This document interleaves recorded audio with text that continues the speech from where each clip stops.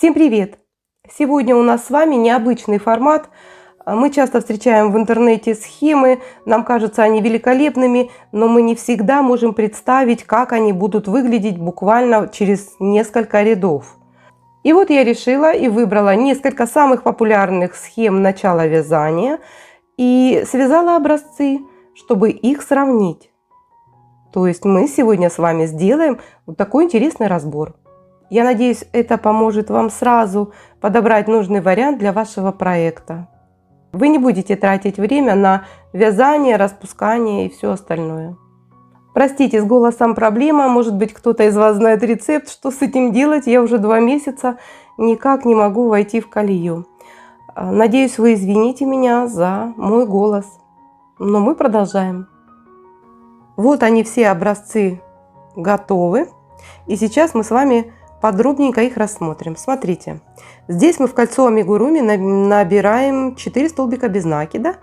И дальше идем по схемке. Прибавочка 1 плюс, 2 плюс и 3 плюс. Так я делаю в каждом образце. Смотрите, у нас здесь такой ярко выраженный конус, почти треугольник. Следующий образец. Здесь мы набираем 5 столбиков кольцо амигуруми. У нас тоже получается больше конус. Но в сравнении с 4, конечно, он такой более расплывчатый. Следующий образец. 6 столбиков кольцо амигуруми. Это классический вариант, который встречается в принципе во многих схемах, почти во всех.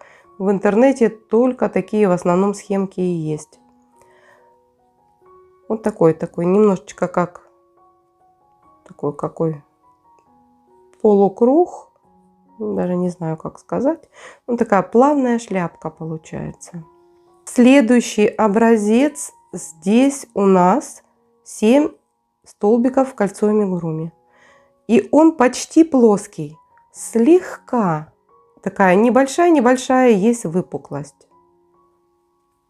То есть, если сравнить с 6, то 6, конечно, такой более выпуклый. Здесь больше плоский.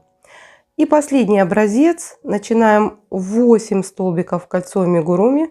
И дальше идем по прибавочкам. И у нас получилось абсолютно плоское полотно. Прямо совершенно плоское. Вот я, кстати, в последнее время стала любить делать 8, 16, 24. А потом уже перехожу на 3 плюс. То есть 30 столбиков. То есть вот начинаю с 8 и выхожу на 6. Не знаю, может быть, не сильно понятно рассказала. Если кому-то будет интересно, я вам напишу. Спрашивайте.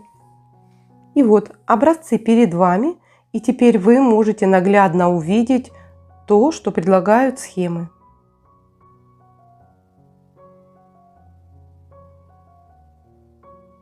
Как видите, вязание одних и тех же столбиков, только различным количеством петель, полностью меняет форму.